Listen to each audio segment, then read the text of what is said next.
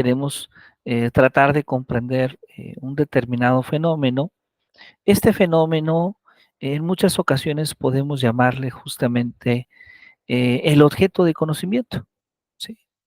Y ese objeto de conocimiento podría tener en términos generales dos naturalezas. En muchas ocasiones es posible cuantizar a este fenómeno. Y cuando utilizamos el término de cuantizar, estamos haciendo referencia a que es posible medir el fenómeno. Es decir, es posible llevar a cabo una medición de este fenómeno, de las características de este fenómeno. En otras ocasiones no es posible. En otras ocasiones es sumamente complejo el poder cuantizar. Y esta diferencia es sumamente importante, porque cuando el fenómeno no se puede cuantizar, va a caer en la investigación cualitativa que ya pudieron eh, eh, analizar bajo la dirección del doctor Ernesto Rodríguez Moncada. Cuando el fenómeno sí es posible cuantizarlo, cuando la cuantización se da, pues entonces va a ser posible utilizar la investigación cuantitativa. Y la investigación cuantitativa tiene como característica principal que nos permite utilizar métodos para llevar a cabo ese proceso de cuantización, ¿sí? Métodos que pueden ser generalmente de corte descriptivo, cuando lo que nos interesa es simplemente describir el objeto de estudio, describir la naturaleza de ese objeto de estudio, pero que también pueden ser correlacionales cuando no solamente nos interesa la descripción, sino que queremos ir un poco más allá, queremos vincular las alturas, los pesos, las horas de estudio, los aprovechamientos escolares, cuando nosotros queremos vincular o conectar las variables. Ahí se presenta un segundo caso que nosotros vamos a llamar un caso justamente correlacional o vinculatorio. Y finalmente tenemos un tercer tipo, que es cuando podemos inclusive estudiar la naturaleza de nuestro objeto basado en determinadas variables, mismas que nos permiten en gran medida inferir de posibles resultados en el fenómeno de estudio. Y todo esto es posible en gran medida gracias a la estadística, ¿sí? La estadística se convierte en una herramienta muy importante para poder potencializar estas metodologías. Y entonces estamos hablando de la estadística descriptiva, estamos hablando de la estadística correlacional, estamos hablando de la estadística inferencial. Así que les doy un cordial saludo, maestra María, maestra Xochitl, maestra Julio. ¿Cómo recuerdan su curso de estadística en la licenciatura o en la maestría o tal vez hasta la preparatoria? ¿Cuándo fue la última vez que llevaron estadística? Maestro Julio, adelante, por favor. Sí, buena tarde a todas y a todos. Muy buena Recuerdo tarde. todavía mi clase de estadística. La última vez que lo vi fue en metodología de la investigación, en el cálculo probabilístico de la muestra, cuando teníamos que aplicar ciertos instrumentos, pero pues eran a población de Pachuca o en este caso de pues algún espacio del estado. Entonces ahí teníamos que hacer el cálculo y jugábamos y analizábamos que entre más alto sea el margen de error en esta muestra estadística, pues menor van a ser el número de encuestas a aplicar. Y hacíamos ese análisis. Y esa fue la última vez Muy bien. Muy bien. ¿Hace cuánto tiempo de eso, maestro Julio? como unos 13 años, yo creo. Hace como unos 13 años, hace como unos 13 años. Ah, muy bien, excelente, excelente. Muchísimas gracias, maestro Julio. Maestra María, ¿hace cuánto tiempo que revisó algunos tópicos de estadística?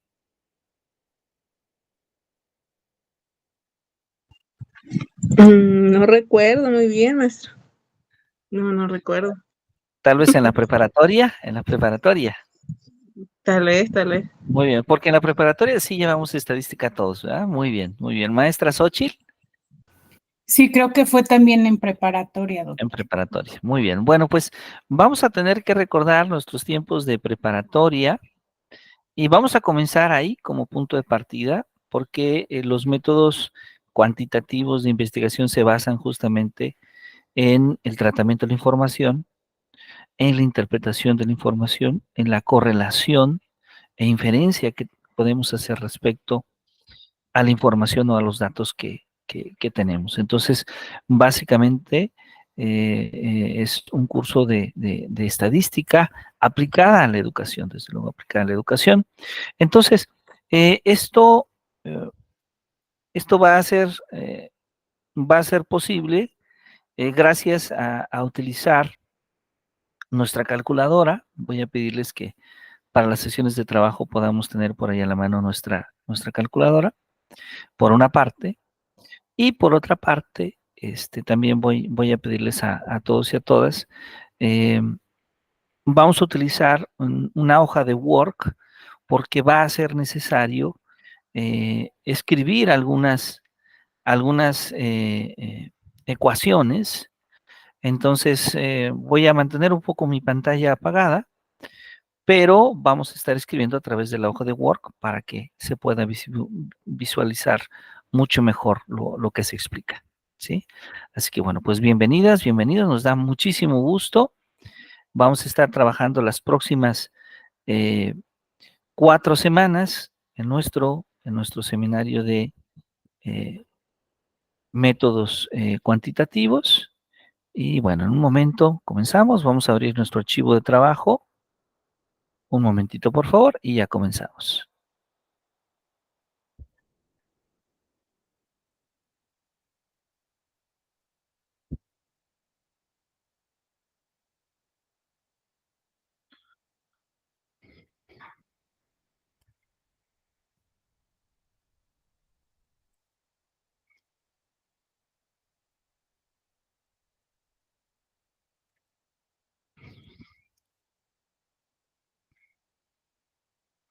Muy bien, vamos entonces a abrir nuestro archivo.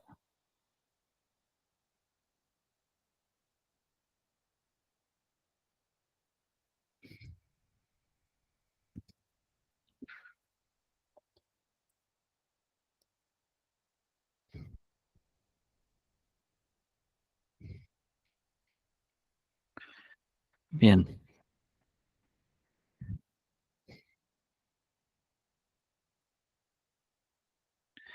vamos a compartir pantalla. A ver si ya se puede ver allá la pantalla blanca. Sí, ya se ve. Excelente, muy bien, muchas gracias. Muy bien, entonces, nuestro seminario justamente se llama Métodos de Investigación Cuantitativa. Y bueno, como ya habíamos comentado, básicamente la investigación cuantitativa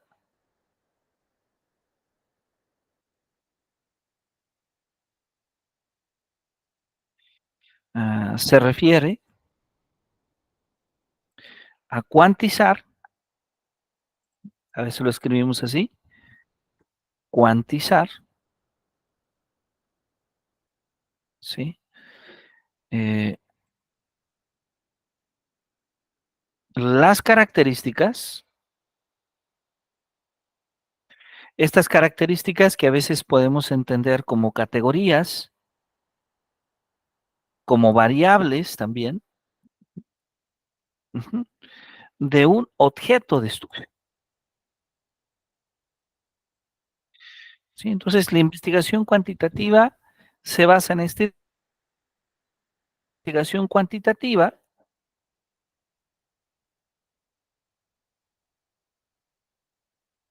Tendríamos que hacer referencia, ¿sí? Pues por un lado, a una investigación que llamamos descriptiva, cuando lo que importa es la descripción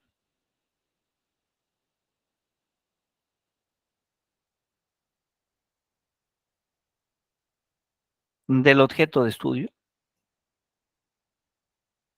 Esa es su principal característica. O cuando decimos que la investigación es correlacional, cuando tratamos de vincular dos o más variables, ¿sí?, del objeto de estudio. O cuando decimos finalmente que puede ser inferencial, que es cuando logramos inferir, cuando nos interesa inferir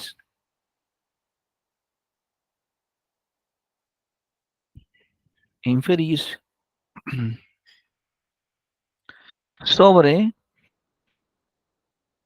eh,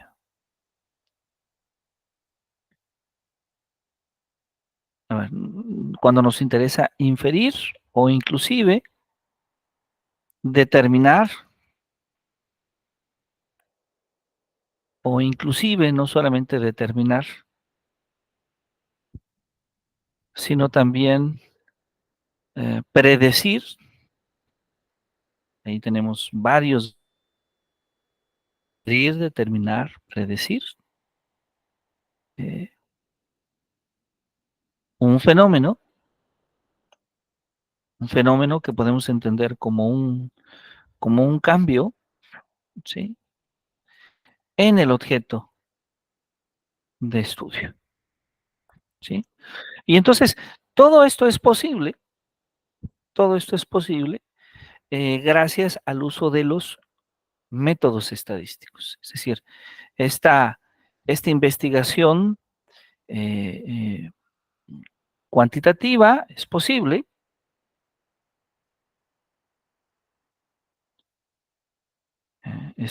gracias al uso de determinados métodos estadísticos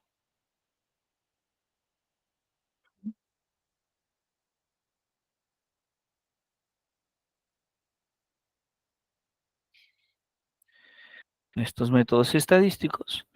Y curiosamente, estos métodos estadísticos heredan justamente el nombre al tipo de investigación al que estamos haciendo referencia. Es decir, pueden ser descriptivos, aquellos que provienen de la estadística descriptiva, pueden ser correlacionales o inferenciales. Entonces, justamente la clasificación que hemos hecho o que mostramos acá de el tipo de investigación cuantitativa coincide exactamente con el nombre que proviene justamente desde el método,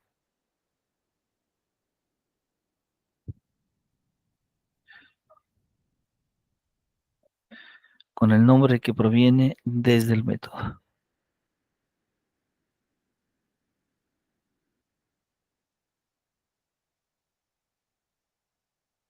Muy bien, vamos bien hasta aquí. Y entonces esto nos habla de que nuestro seminario tendrá que considerar algunos contenidos básicos para poder abordar estos métodos, ¿sí? El primero de ellos tiene que ver con contenidos de estadística descriptiva, ¿sí? Y en esta parte de la estadística descriptiva pues vamos a revisar esencialmente, vamos a tratar de hacer un análisis, un análisis de las medidas más importantes. Vamos justamente primero a ver 1.1, donde vamos a revisar el tratamiento de la información. Vamos a aprovechar que este no es el primer curso de estadística que tomamos, sino que ya ustedes en otras etapas formativas han tenido la oportunidad de estudiar un poco. El 1.2 van a ser las medidas de tendencia central. El 1.3, que van a ser las medidas de dispersión. Y el 1.4, que van a ser las medidas de posición. ¿Sí? Ese es justamente lo que nosotros aspiramos revisar el día de hoy, para en una segunda sesión revisar algunos de los resultados principales de la estadística correlacional, donde vamos a ver ahí justamente en el 2.1 el concepto justamente de correlación lineal. El 2.2, que va a ser la correlación de Pearson. El 2.3, donde vamos a revisar el método de mínimos cuadrados. Ajá. Y bueno, el 2.4, donde ya ligamos directamente todo y decimos, bueno, vamos a revisar la regresión lineal. Vamos a dejarlo solo a modelos lineales. Y bueno, si nos da un poco de tiempo, esperamos que así lo sea. Esperamos también revisar un poco de estadística inferencial. ¿Sí? Vamos a ver cómo vamos avanzando poco a poco. Y esperamos ver un poco de los teoremas fundamentales de la teoría de la probabilidad.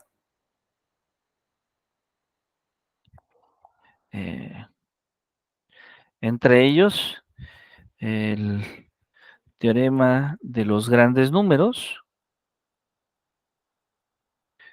y esto ya sería el 3.1. Y esperamos también alcanzar a revisar justamente el 3.2, que serían los modelos de inferencia estadística y prueba de hipótesis. Ahí está. Esto es justamente lo que esperamos revisar a lo largo de estas sesiones de trabajo y que desde luego esperamos que todas y todos ustedes puedan disfrutar. ¿Alguna duda, alguna pregunta hasta este punto? De mi parte, no, doctor. Muy bien, muchas gracias.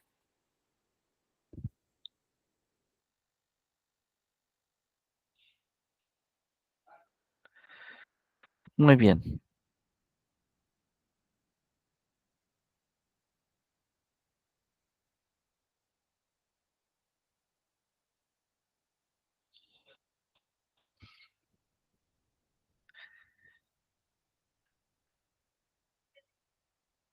Muy bien, vamos entonces a continuar.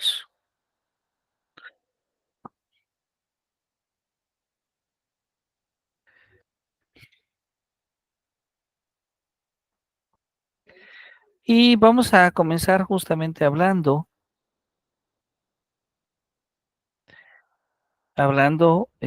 justamente sobre este primer punto, el tratamiento de la información. En primera instancia, recordando y poniendo énfasis, ¿sí? En que cuando a nosotros nos interesa tratar la información, ¿sí? Esta visión de tratar de la información, nos interesa esencialmente describir el fenómeno de estudio. Nos interesa describir una determinada muestra, nos interesa describir una determinada población. ¿Sí? Entonces, para ello vamos a comenzar con una definición, la primera definición, que nos dice lo siguiente, decimos, sea X un conjunto finito, ¿sí? Sea X un conjunto finito, ajá, y S un subconjunto de X que llamamos muestra, ¿sí? Es decir, vamos a llamarle a S le vamos a llamar el conjunto de la muestra, y una de las características justamente que tiene la muestra en lo general, ¿sí? Es que ese es un subconjunto de X. ¿Qué significa esto? Pues esto básicamente significa que ese es subconjunto de un conjunto finito X, si solamente si todo elemento de ese es un elemento de X. Eso significa que ese sea un subconjunto. Entonces, lo que estamos diciendo es que una muestra de un conjunto X es una muestra de X y todos los elementos de la muestra, pues a su vez, son elementos de X. Esa es su característica. Esa es su característica, ¿sí?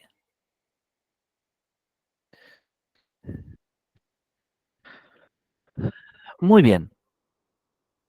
Ahora, uno de los conceptos más importantes es el concepto de clase o de categoría.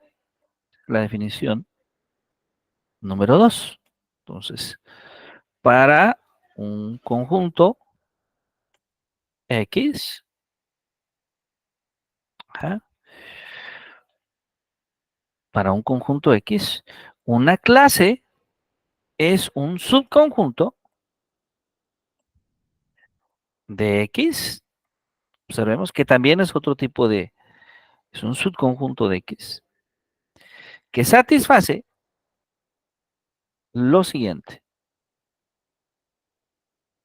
La primera regla que debe de satisfacer, ajá, es que la clase es un subconjunto de X. Sí, es un subconjunto de X. La segunda propiedad importante que debe satisfacer es que la unión de todas las clases, la unión de todas las clases,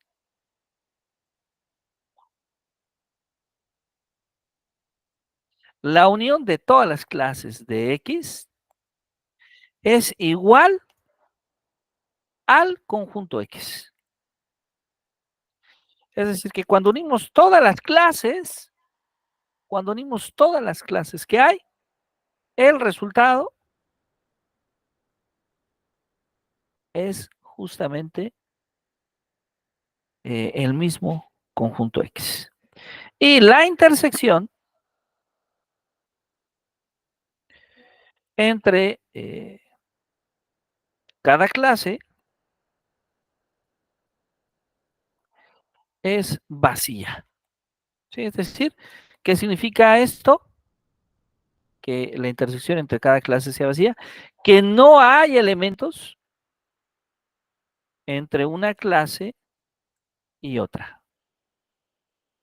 O sea, que no puede haber elementos que estén en una clase y que a la vez estén en otra clase. ¿Sí? Esa es la noción de clase. ¿Sí? Y bueno, esta definición, la definición 3, es probablemente muy conocida. ¿Sí? ¿Qué nos dice esta definición 3? Pues que bueno, que el número de elementos de una clase, se llama frecuencia. ¿Sí? se llama frecuencia y comúnmente le llaman a esta frecuencia la frecuencia absoluta. Comúnmente le llaman la frecuencia absoluta. A ver, entonces vamos a entender esto de mejor manera con un ejemplo, que puede ser el ejemplo número 4. Y vamos a pensar en el siguiente conjunto. Tenemos X, y X es el conjunto de las alturas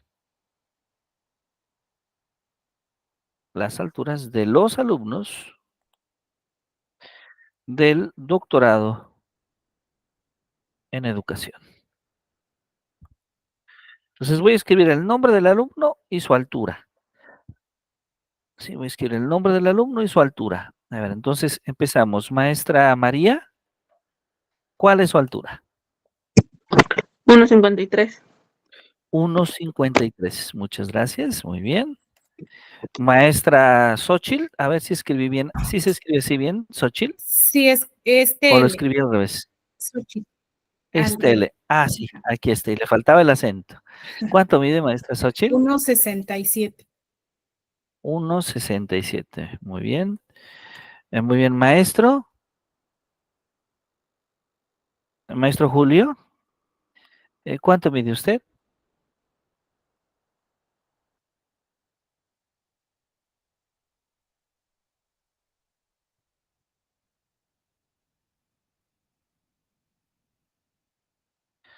Muy bien, maestro Julio. ¿Cuál es su altura? 1,80. 1,80. Perfecto. Excelente. Entonces, Julio, tenemos 1,80. Ahí está. Entonces, aquí tenemos las alturas. Y entonces, para definir las clases, necesitamos algunos criterios. Es decir, las clases las podemos tomar mediante algunos criterios. Por ejemplo, hay un criterio que es bastante común, que es tomar el criterio, bien sea del más alto o bien sea del más bajo. ¿Cuál tomamos? A veces tomamos del valor menor, por ejemplo, en este caso, la altura que tenemos de 1,53 es una altura un poco más baja, entonces podremos tomarlo ese como un dato para tomar ahí la clase 1. Y podemos tomar entonces, vamos a tomar justamente lo que llamamos el valor menor de la clase, le llamamos valor de la clase inicial, valor menor de la clase inicial, que en este caso es 1,53, y vamos a fijar un criterio que es como una especie de distancia que hay entre una clase y otra, que comúnmente le llamamos intervalo. Para diferenciar las alturas, podríamos tomar, por ejemplo, un intervalo de 0,1 metros, que esto es equivalente a 10 centímetros. ¿Sí? Y entonces con esto podríamos tener algunas clases. A ver, ¿a qué clases nos referimos? Perdón. Vamos a tomar algunas clases. Nos vamos a suponer que tenemos una clase inicial que es, fíjense, el valor menor de la clase inicial, o sea, 1,53, hasta, o sea, a este le sumamos el intervalo más 10 centímetros, nos daría 1,63 metros. Esa es la clase inicial. Después tenemos la clase media. ¿Cuál es la clase media? Vamos a tener 1,64 y ahí sumamos 10 centímetros. ¿Hasta cuánto llegaría? Hasta 1,74. ¿Correcto? Y después vamos a poner la clase alta, ¿sí? Que sería 1,75 hasta 1,82. 1.85. Ahí está. Y entonces, del lado derecho vamos a agregar, a ver si podemos agregar acá.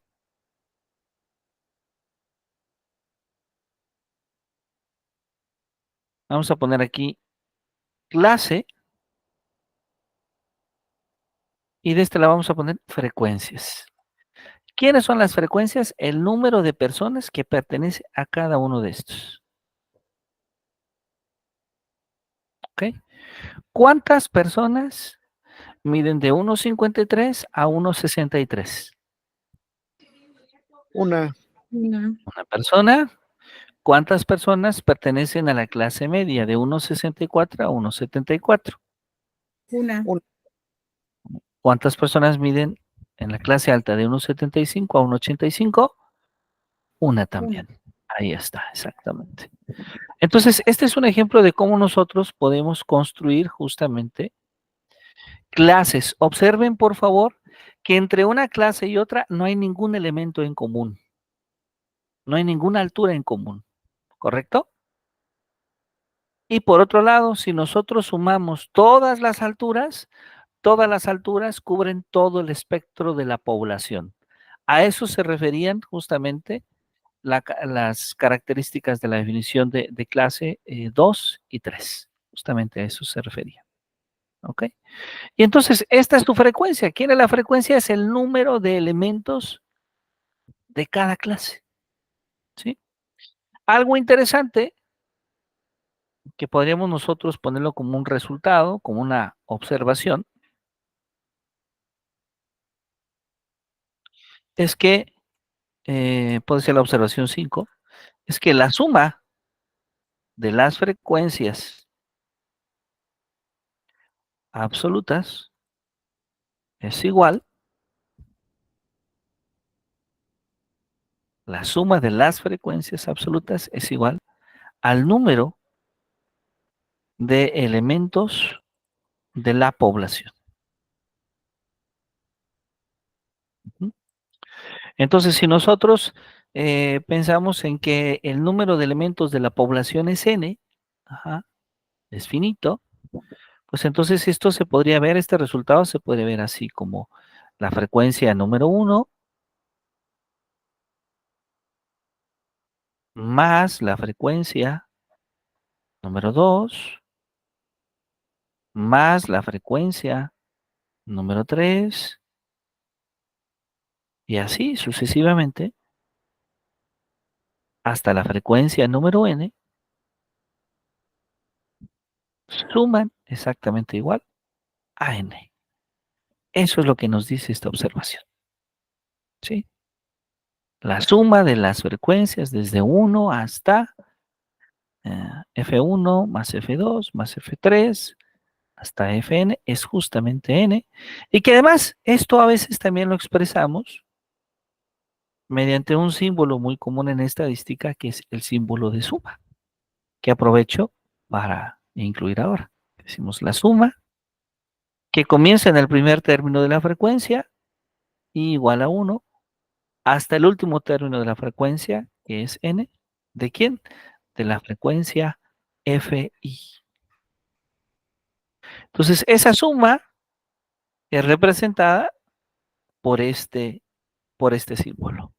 ¿Sí? Lo que significa es que la suma de las frecuencias absolutas es exactamente igual al número de elementos de la población.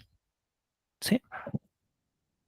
Ahora, a veces nos interesa no solamente conocer el número, no solamente conocer la frecuencia absoluta, sino que a veces nos interesa conocer cómo esa clase, de alguna manera, contribuye al total de la población. Cómo esa clase contribuye al total de la población misma.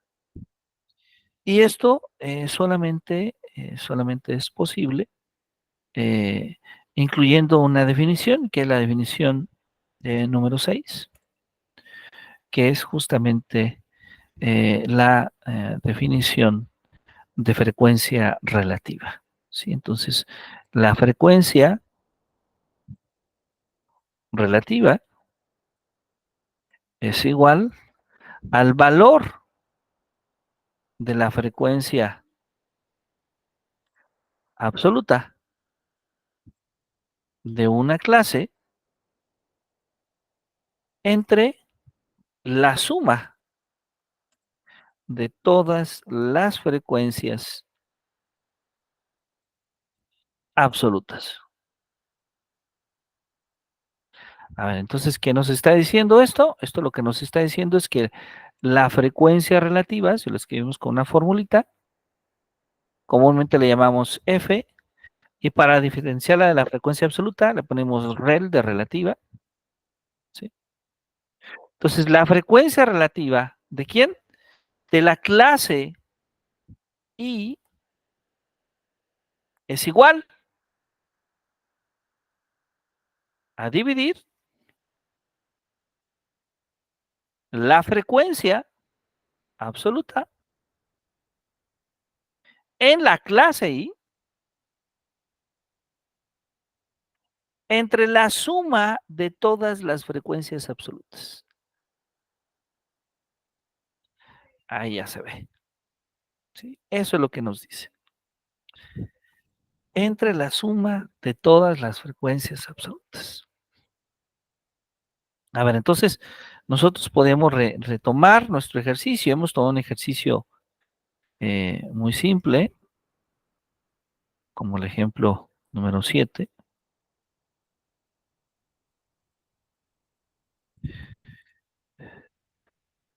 Perdón.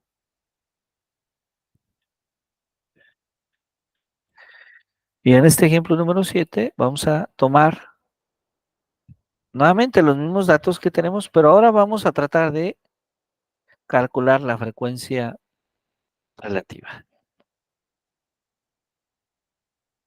Tomar exactamente los mismos datos, aquí está, es el mismo ejercicio, pero vamos a agregar otra columna y aquí vamos a poner la frecuencia relativa. Esta frecuencia relativa, ¿quién es? Pues es igual a tomar el valor de la frecuencia de esa clase, pero dividirla entre la suma de todas las frecuencias, que en este caso es 3. Entonces vamos a tener 1 sobre 3, ¿cuánto es? 0.33 periódico. 1 sobre 3 nuevamente, que es 0.33 periódico. Y después 1 sobre 3, que es aproximadamente 0.33 periódico. ¿Sí? Entonces, ¿qué observamos nosotros? Pues podemos darnos cuenta, ¿sí?, que la suma de las frecuencias relativas, ¿cuánto sería?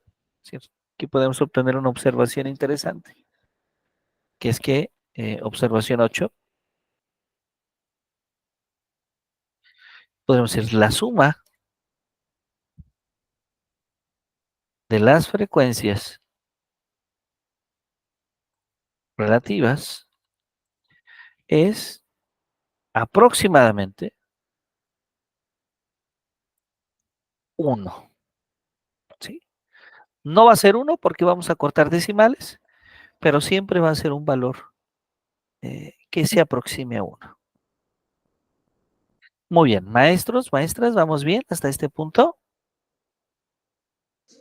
Sí, doctor. Perfecto, muy bien.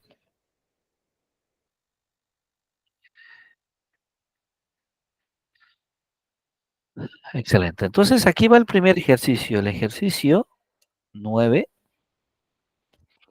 Y entonces ahora consideremos el peso de los integrantes del grupo de clase. Vamos a abrir aquí un pequeño conjunto. Maestra María, ¿podría ser tan amable de compartirnos nuevamente? Es algo aproximado, desde luego. Ujú. 75. Muy bien. 75. Entonces la maestra María, 75 kilogramos. Muchas gracias. La maestra Xochitl, 69. 69. A ver, entonces vamos a poner aquí 69. Y el profesor Julio, profesor Julio, 89. 89. Muy bien, perfecto. Bueno, entonces, considerando, entonces, tome como referencia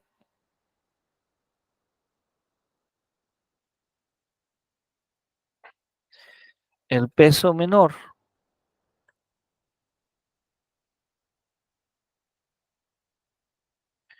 con un intervalo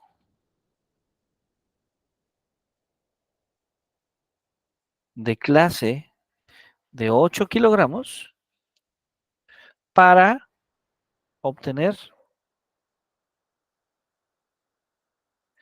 vamos a obtener las clases, vamos a obtener las frecuencias absolutas y las frecuencias relativas. ¿Les parece bien?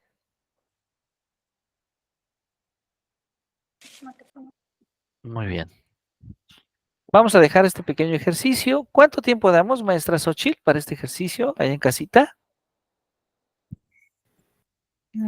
¿Qué será? ¿10 minutos? ¿Más tiempo? ¿Cuánto, perdón? No logré escucharle, disculpe. Digo, 10 minutos más tiempo. 10 minutos, ok, perfecto, 10 minutos. Bueno, dejo este pequeño ejercicio para que ustedes practiquen allá en casa. Yo aprovecho de ir por una tacita, por favor, si son tan amables.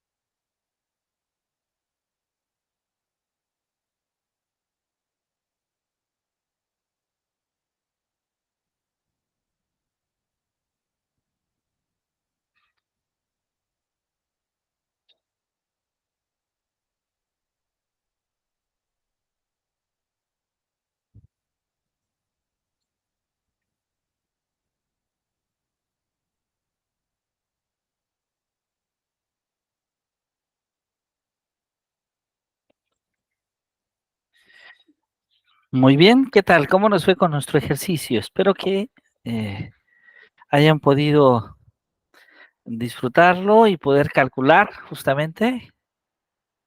Todos lo logramos hacer. Yo se lo mandé por WhatsApp, doctor. No sé si esté bien. Ah, ya lo enviaron por WhatsApp. Perfecto. A ver, permítame revisar.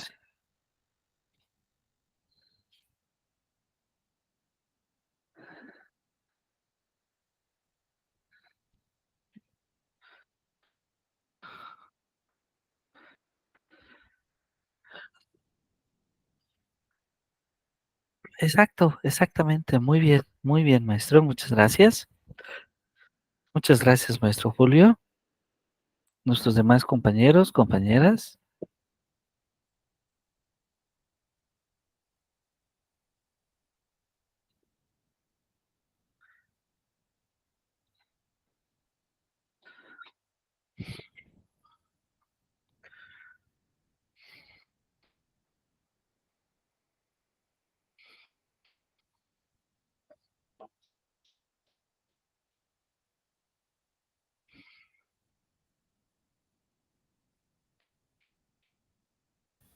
Doctor, ¿dio alguna indicación? Se me fue la conexión del internet.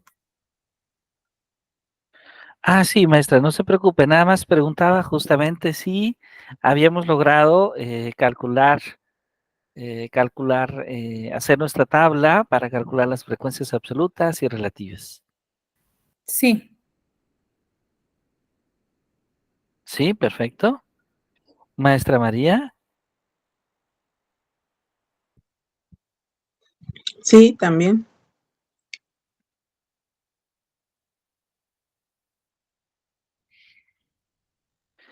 excelente, muy bien, muy bien. Bueno, entonces vamos a continuar, si están de acuerdo. Voy a pedirles que amablemente, así como al maestro Julio, nos compartan su tabla donde han calculado estas frecuencias absolutas relativas con sus respectivas clases, ¿ok? Para entonces poder pasar justamente a la definición 10, porque esta definición 10 tiene que ver con la idea de la frecuencia acumulada. Esta frecuencia acumulada que comúnmente la definimos de la siguiente manera, ¿sí? Dada una frecuencia, vamos a ponerlo así, dadas las frecuencias,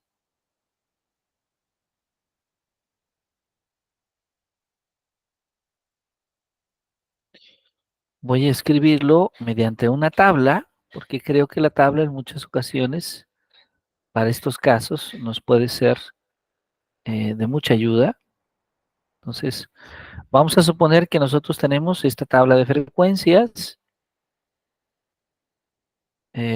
y esta tabla es las frecuencias normales y acá voy a escribir la frecuencia acumulada. Sí, esto nos va a ayudar muchísimo al mismo tiempo para ver como una especie de regla que nosotros podemos identificar. Y bueno, recordemos, tenemos la frecuencia número 1, acá tenemos la frecuencia número 2,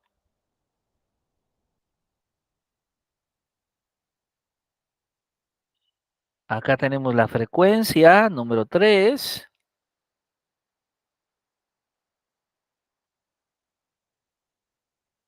ajá, vamos a poner aquí algunos puntos suspensivos, y aquí tenemos la frecuencia n. Estas frecuencias que, por cierto, pueden ser absolutas o acumuladas. Entonces, ¿quién es la frecuencia acumulada? Pues bueno, la frecuencia de F1 es F1 misma, ¿ok? Esa es la acumulada de F1, es F1 misma. De F2, ¿sí? Aquí ya tenemos el primer caso interesante de F2, va a ser justamente F1 más F2. Ahí está. De F3 va a ser ¿quién? Pues va a ser ahora justamente F1 más, pongo este más acá arriba, más F2 más F3.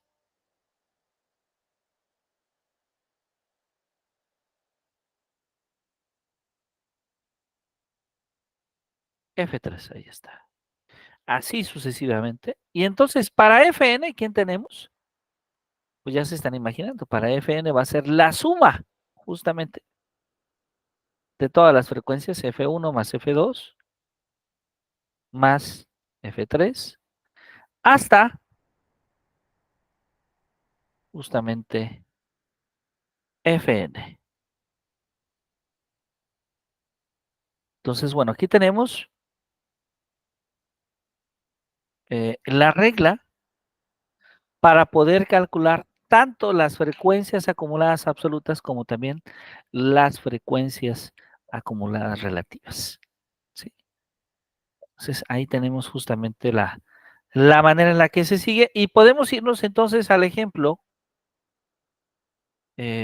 podemos retomar nuestro ejemplo pasado, donde nosotros tomamos justamente las clases de nuestra tabla, ¿se acuerdan? Y podríamos ahí incluir nuevamente nuestra frecuencia acumulada. Es decir, podemos agregar una columna acá.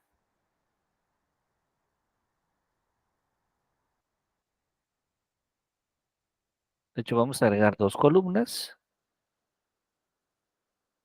Ahí están las dos columnas. Voy a bajar esto un poquito. Y entonces, ¿qué vamos a tener acá? Vamos a tener justamente la frecuencia absoluta y la frecuencia Bueno, la frecuencia absoluta acumulada y la frecuencia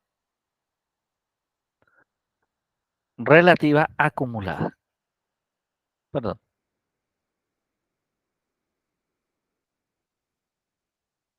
Ahí está.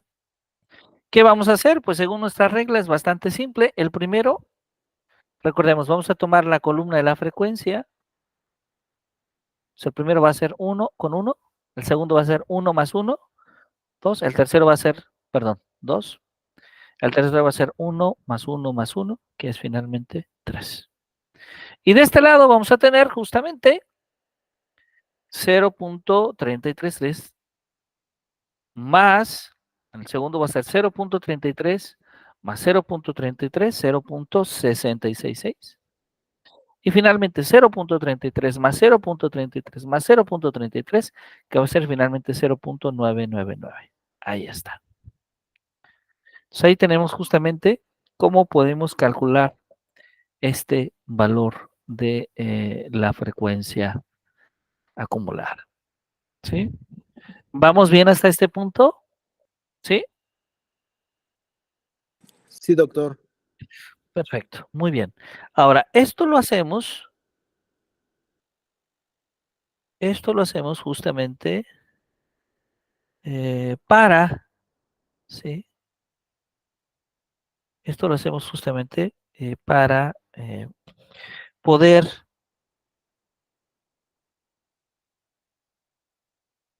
tratar la información. Esa es la función de ello, el tratamiento de la información.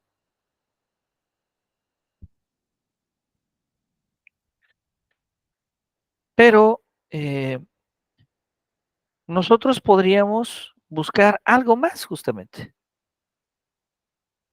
Podríamos estar interesados, por ejemplo,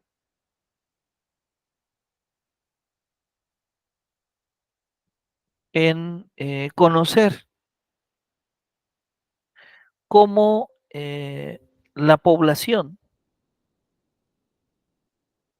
está distribuida conforme al centro,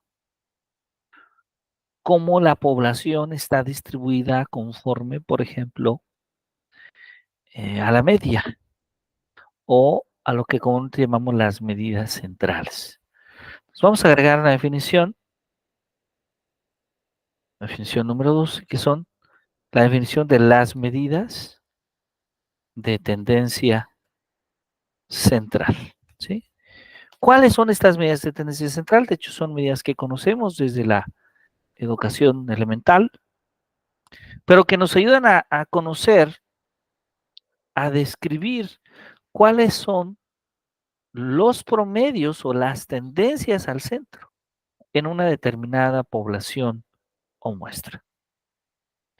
Entonces, sea X un conjunto finito con n elementos, ¿cierto? Estamos diciendo que la población tiene n elementos. Entonces, podríamos decir lo siguiente, ¿sí? Vamos a definir en primer término a la moda. Entonces, la moda de X es el conjunto que más veces aparece. A veces decimos que más veces se repite en X. Esa es la moda, justamente. El conjunto que más veces aparece, el conjunto que más veces se repite en X. Después tenemos la mediana, ¿sí? Entonces, la mediana de X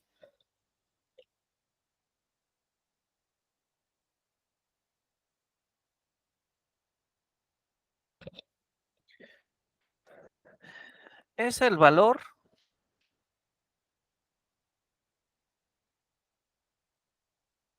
M, que está a la mitad de todos los datos cuando son ordenados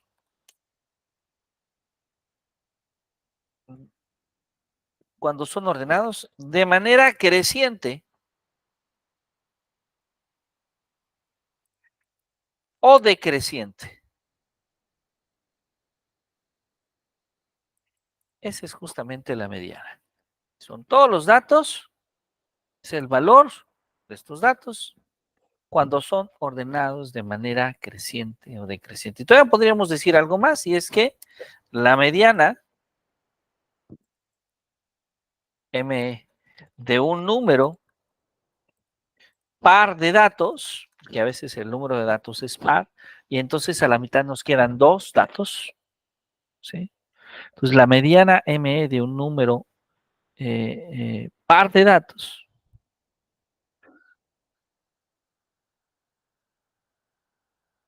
es el promedio de los dos datos que están al centro.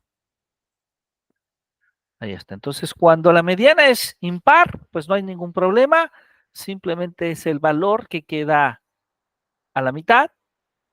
Pero cuando la mediana es par, pues entonces va a ser el promedio de esos dos datos que queden al centro. Y la tercera medida de tendencia central es la media. Entonces, la media es el promedio de los datos. O dicho de otra manera, ¿sí? La media la podemos entender de esta manera. Usamos casi siempre la letra para decir es U igual a la suma de todos los datos. Recordemos que los datos los escribimos, o los elementos de X los escribimos como X, entonces va a ser X1 más X2 más sucesivamente Xn entre el número de datos que es n. ¿Sí? Esto también lo podemos expresar como una suma, como la suma que va desde i igual a 1 hasta n de los datos xis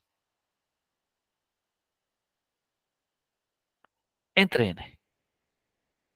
¿Correcto? Ahí está. Entonces, esa es la media. Esa es la media, esa es la mediana, esa es la moda. ¿Qué vamos a hacer nosotros ahora?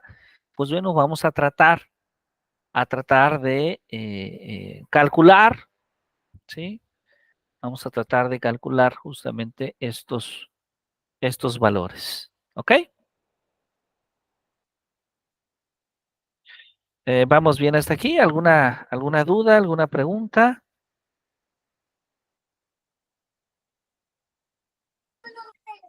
Un favor, doctor, ¿podría bajar un poquito su texto para poder verificar los conceptos 10 y 11?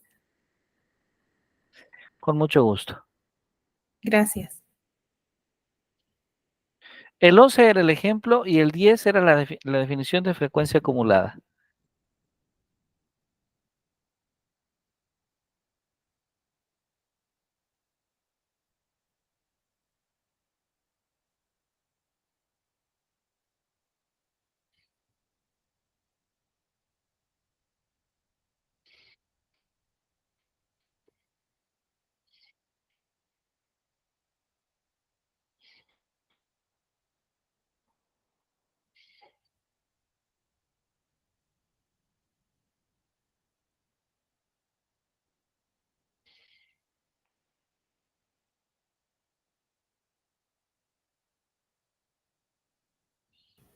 Gracias, doctor.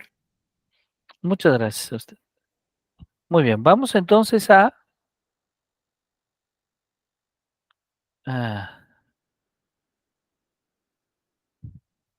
utilizar estos conceptos con el ejemplo número 13.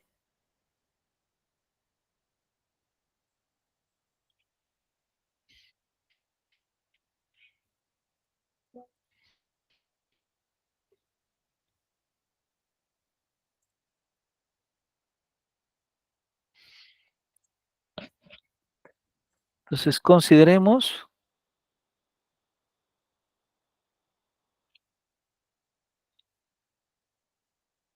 la siguiente lista de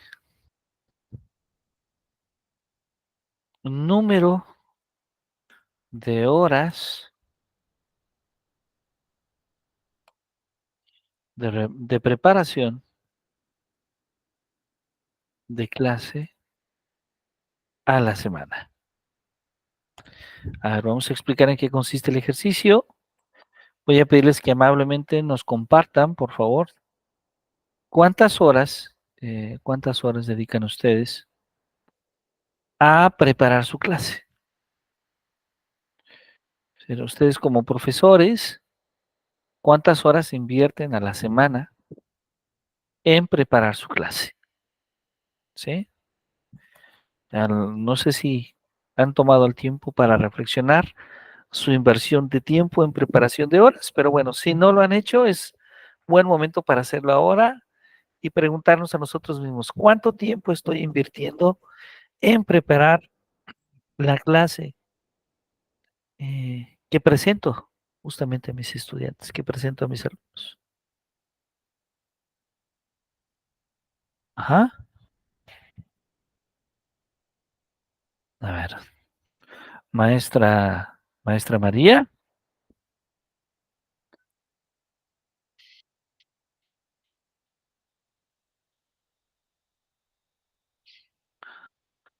¿cuántas horas?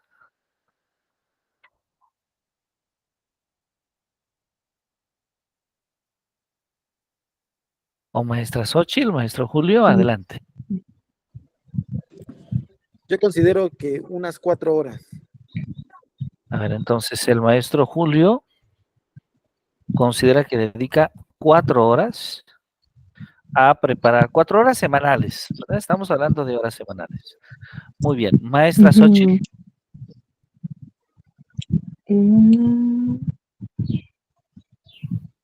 Yo calculo de 5 a 10 horas. Bueno, actualmente no estoy impartiendo clase, pero estaba calculando más o menos porque son diferentes cursos y el número de alumnos, de grupos, sí, no sé, 6 horas mínimo.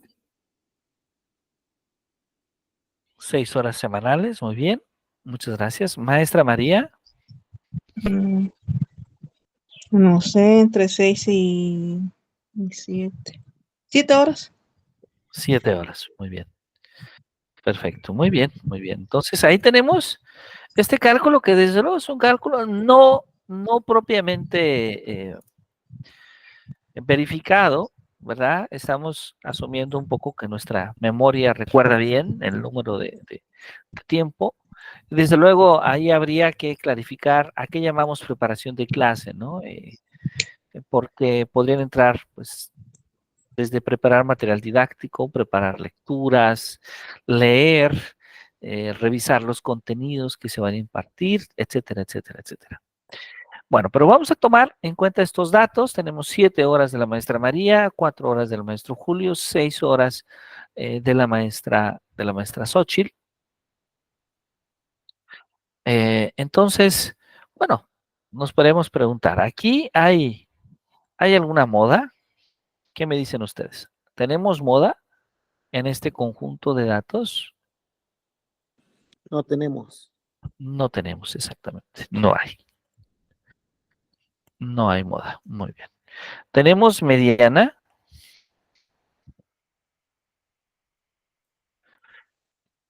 Para verificar la mediana tenemos que ordenarlos. Por ejemplo, 4 es menor que 6, 6 es menor que 7. Entonces sí hay un término que nos queda en el centro, que es el 6, ¿verdad? Entonces, el 6 es la mediana, ¿sí? Y vamos a calcular la media, ¿sí? La media que la calculamos, en este caso, recordamos que usamos la letra U, es igual a la suma de todos los datos, o sea, 4 más 6 más 7, entre el número de datos que es 3. Entonces, 4 más 6 más 7 son 17 entre 3. 17 entre 3. 5.66666. 5.666, exactamente. En promedio, 5.6 horas dedican las personas de este grupo a preparar su clase a lo largo de la semana. Ese es el tiempo que se dedica, ese es el promedio, ¿sí? Entonces, bueno, estas medidas, moda mediana a media, son medidas de tendencia central que muy probablemente ya han tenido la oportunidad de estudiar, pues desde la educación básica, ¿no? Ahora, saber las medidas de tendencia central es algo sumamente importante, pero a veces no resulta suficiente, ¿sí? Porque a veces nos interesa, por ejemplo, estudiar el comportamiento que tienen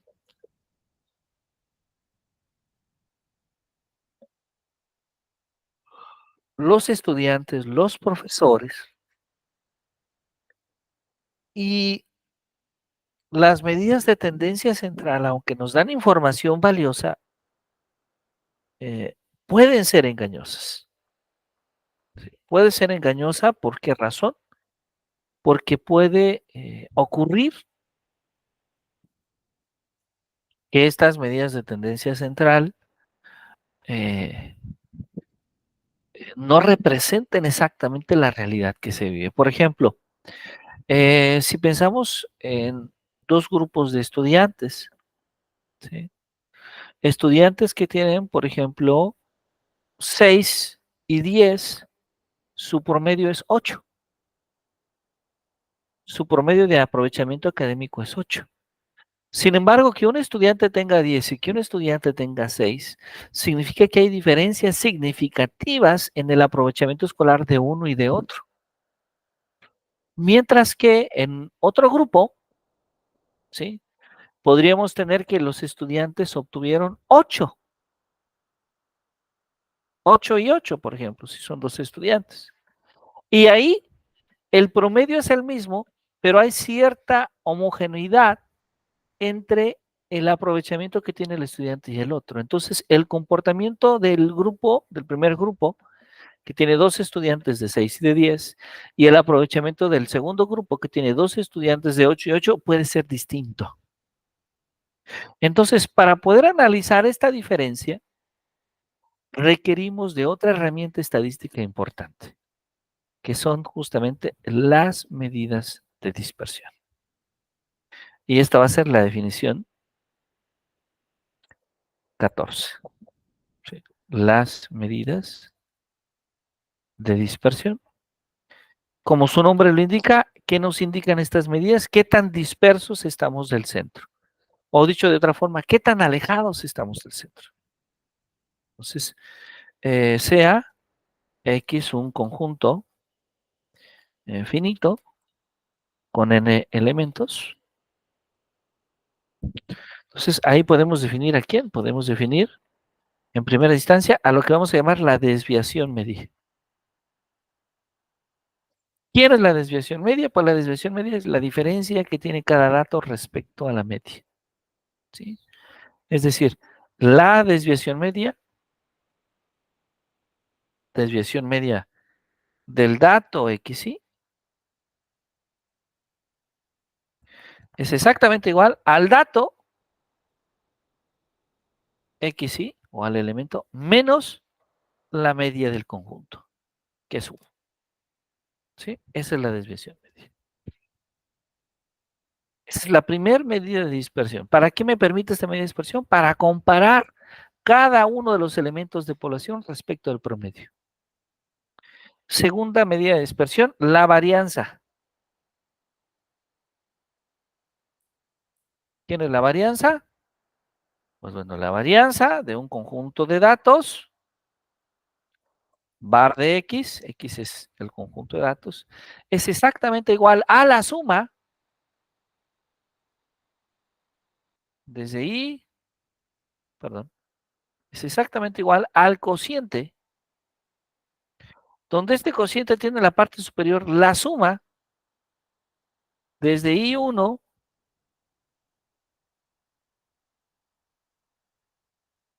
hasta N,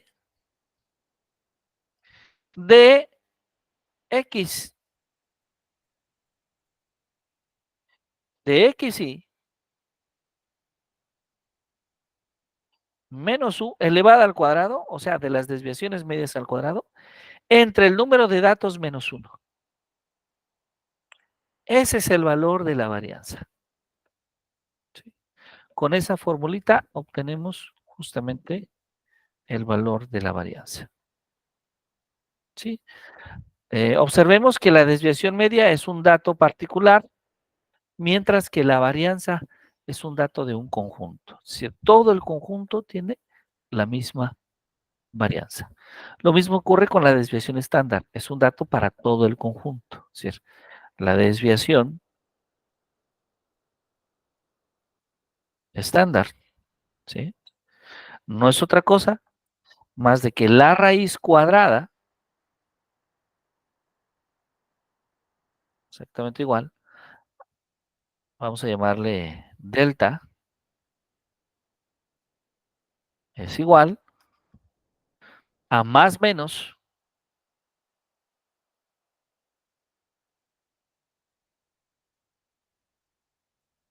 la raíz cuadrada justamente de la varianza de X,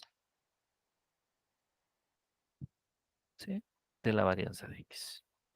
Y bueno, esta manera de definir la desviación estándar no es la más común, pero es equivalente a la manera usual de hacerlo, que es cuando nos dicen, ah, mira, tienes que delta es igual a más menos la raíz cuadrada de lo que vale la varianza. ¿Qué vale la varianza? Pues este cociente, es decir, la suma de las desviaciones medias elevadas al cuadrado entre el número de datos menos 1, que es una ecuación que podemos encontrar en casi cualquier libro de estadística y que es bastante común. Entonces, ahí tenemos las tres ecuaciones que podemos utilizar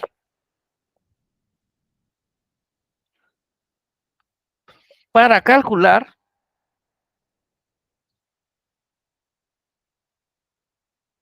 las medidas de dispersión. La desviación media, la varianza y la desviación estándar.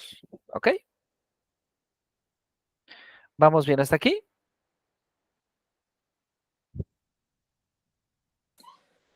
Sí, doctor. Sí. Excelente, muy bien. Espero un poquitito para que puedan ir tomando nota y continuamos.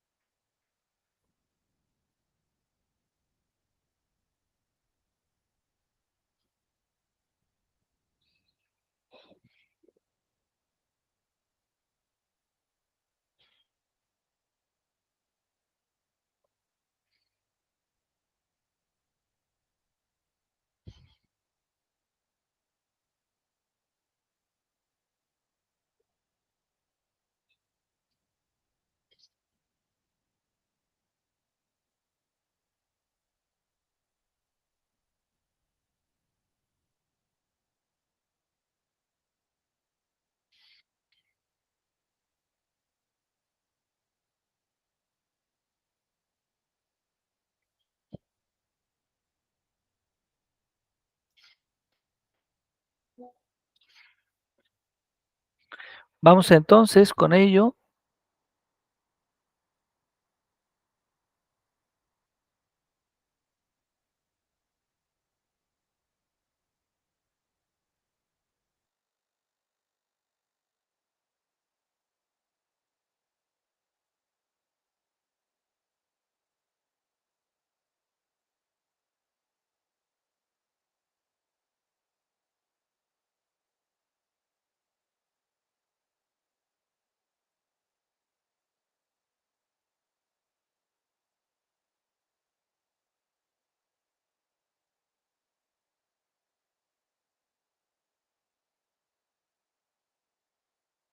Bien, disculpen ustedes. Vamos con eso entonces a continuar y a utilizar estos conceptos. Eh, ¿Qué les parece si tomamos este mismo caso? Estamos en el 13, fue la definición 14, ¿verdad? Entonces este sería el ejemplo número 15.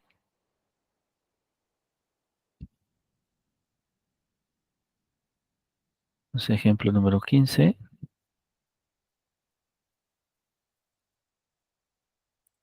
Entonces vamos a considerar esta lista y vamos a calcular las desviaciones medias, varianza y desviación estándar. ¿Ok? A ver, entonces, ¿tenemos ya cuál es el valor de la media? Sí, lo tenemos del ejercicio pasado y sabemos que la media es 5.66. Podemos utilizar para nuestros cálculos preferiblemente 3 decimales. Entonces sabemos que U es igual a 5.666. Y entonces vamos a calcular las desviaciones medias. ¿Cómo calculamos estas desviaciones medias? Vamos a insertar una tabla.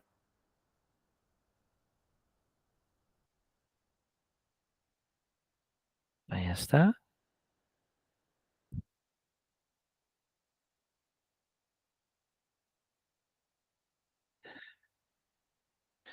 Y aquí vamos a escribir justamente el valor de estas desviaciones. Es decir, recordemos que lo que vamos a calcular es XY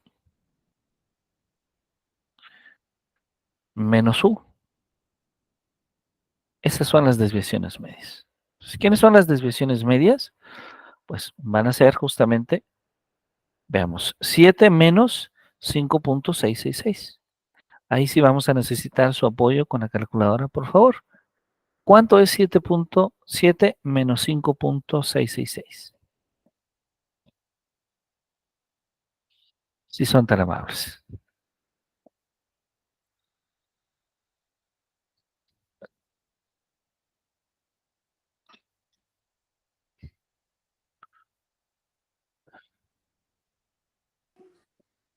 7 menos 5.666 da 1.334. 1.334. Así, ¿verdad? Exacto. Positivo, ¿verdad? Correcto. Muy bien. Ahora vamos a tomar para el siguiente valor,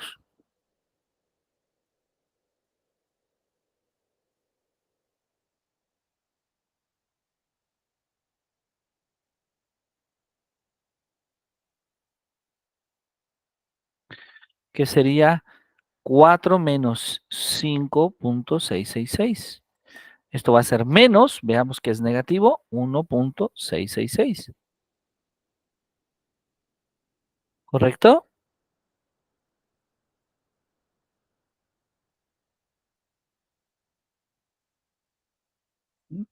Y ahora vamos a tomar el último valor que tenemos,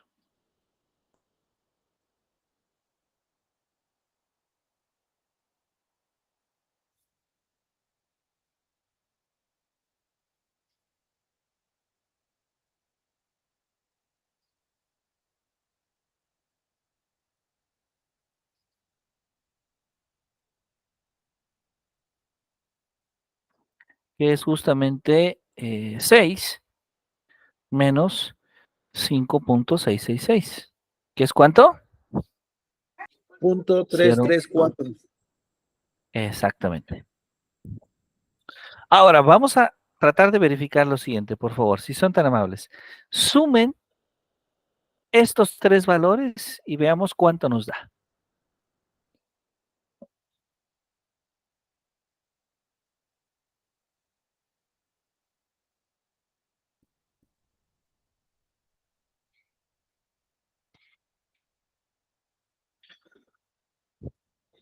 ¿Cuánto nos da si sumamos estos tres valores?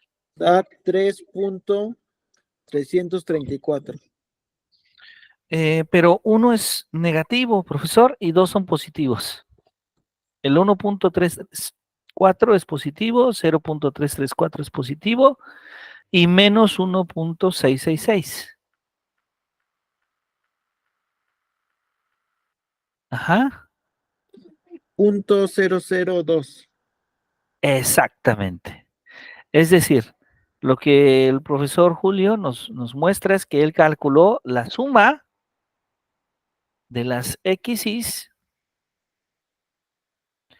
menos las medias, o sea, la suma de las desviaciones, y el resultado es que eso aproximadamente fue cero.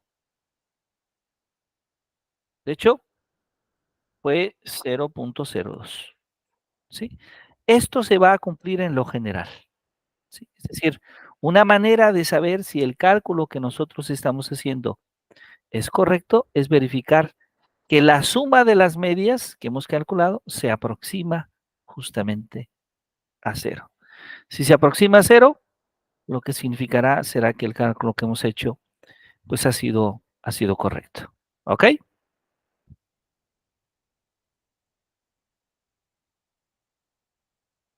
Muy bien.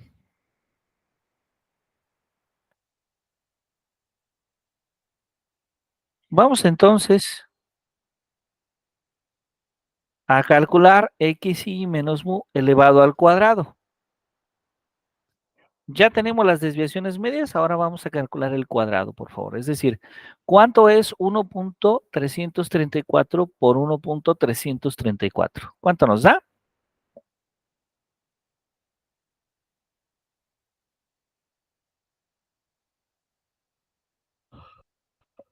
1.779. 1.779, excelente. Ahora, ¿cuánto nos da? Recordemos, todo número elevado al cuadrado es positivo, ¿no? Entonces, menos por menos se hace más. Entonces, 1.666 por 1.666, 2.775. excelente, muy bien. Y el último, 0.334 por 0.334,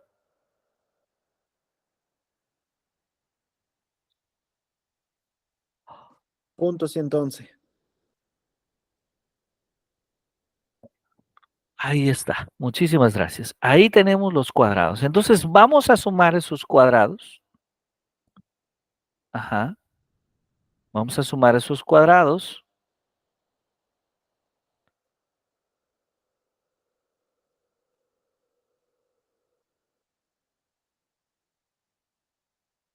A ver.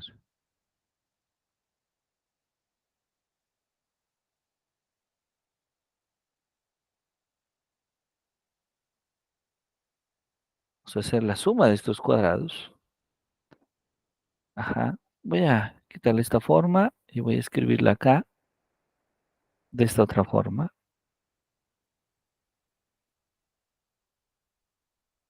No.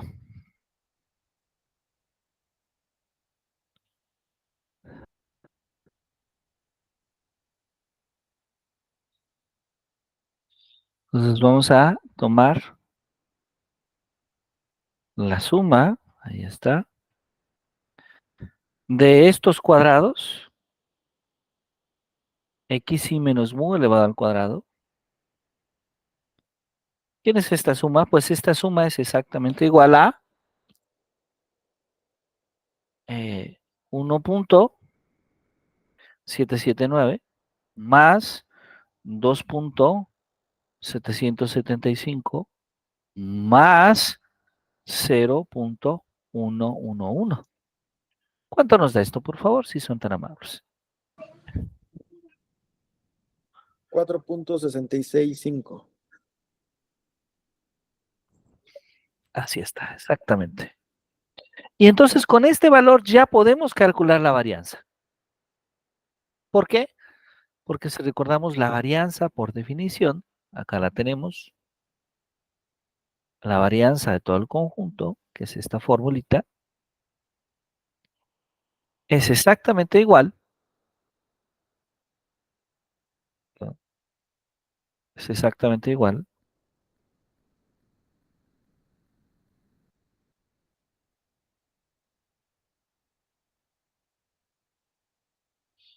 Ajá. A que en la parte superior, en el cociente, tengamos la suma de estos cuadrados, que ya sabemos que es 4.665, entre n. ¿Cuántos datos tenemos? 3. 3 menos 1. Es decir, que esto es igual al cociente de 4.600. 3 menos 1, 2. Es decir, de 4.665 entre 2, ¿que es cuánto? 2.332. Exactamente. Exactamente. Muy bien. Excelente. Excelente, excelente. Muy bien, muy bien. Perfecto. Ese es el valor de la varianza. ¿Qué nos falta nada más? La desviación estándar.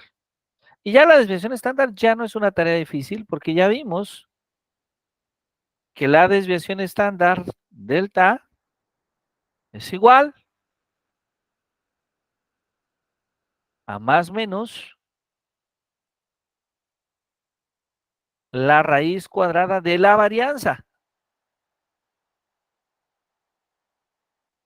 Esto es lo que ya vimos.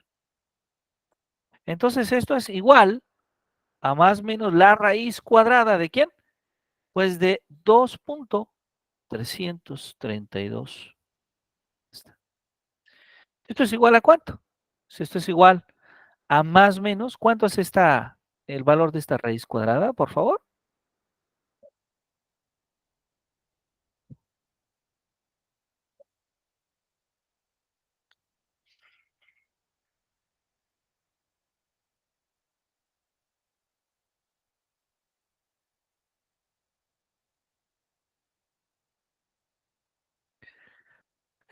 ¿Cuánto es la raíz cuadrada de 2.332? 1.527. 1.527, exactamente. Entonces hemos logrado calcular la varianza, la desviación estándar y calcular cada una de estas desviaciones medias, ¿sí? Es decir, hemos logrado calcular las medidas de dispersión. Y bueno, vamos a continuar nuestra siguiente clase interpretando estos datos, porque aún nos falta la interpretación y después las medidas de posición, porque en su conjunto, las medidas de dispersión, las medidas de posición, las medidas de tendencia central nos ayudan a caracterizar la población que nosotros estamos justamente estamos estudiando. Así que bueno, pues yo les agradezco muchísimo su trabajo. Espero que hayan podido disfrutar de esta sesión y muchísimas gracias nuevamente. Ha sido un gran placer que nos acompañen en esta tarde. Les invitamos entonces a que nos veamos el próximo sábado en punto de las 12 del día para poder llevar a cabo nuestra segunda sesión. Vamos a seguir